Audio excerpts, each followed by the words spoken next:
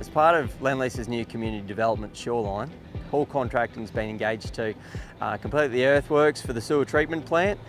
We've got road and stormwater infrastructure, as long as completing a 9.8 hectare saltmarsh habitat from scratch. The mangrove journey is quite an interesting one. So Evolve, the project landscapers for the project, have gone through and salvaged a number of seedlings across a number of locations within a 50k radius of the project. They've gone through to different sites where mangroves would have been otherwise destroyed for other future works.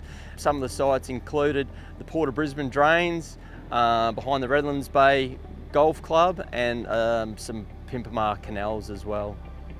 At the completion of the project, we're going to have upwards of 35,000 mangroves planted and 15,000 square metres of saltwater couch translocated.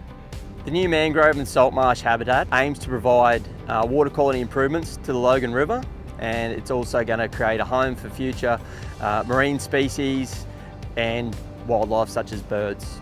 The wastewater treatment plant will go through and treat water to a higher quality, with the wetland acting as a secondary filtration system before it enters the Logan River. A first for Hall Contracting was the use of humisoil. The humisoil is a complex mixture of decaying plant and animals, and it's typically found in the uppermost layer of topsoil, so it's really going to help the mangroves flourish at the end of the day. With a slow start of the year due to the substantial amount of rainfall that we've received, the next couple of months are going to be quite busy out on site. We're going to be continuing with the earthworks.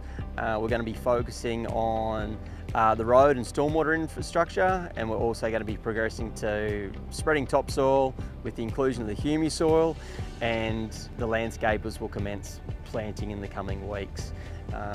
With that in mind, the project should be completed by mid to late September, weather permitting. Due to most of the project being at or below sea level, we're dealing with acid sulphate soils on a daily basis. We're introducing lime to the soil to neutralise the acidity before we move it to its final location. So the impacts to the environment at the end of the day have been eliminated or neutralised. Working in close proximity to the Logan River and other sensitive waterways, we've got strict guidelines in place for discharging water off-site. Since the start of the year, we've had to discharge water on a number of occasions. Some of the criteria that we've had to address is heavy metals, turbidity, and obviously pH from the acid sulphate soil. So bringing that pH back up to an acceptable limit before we discharge off-site or into the Logan River. With the sun out again, work's progressing well and full steam ahead.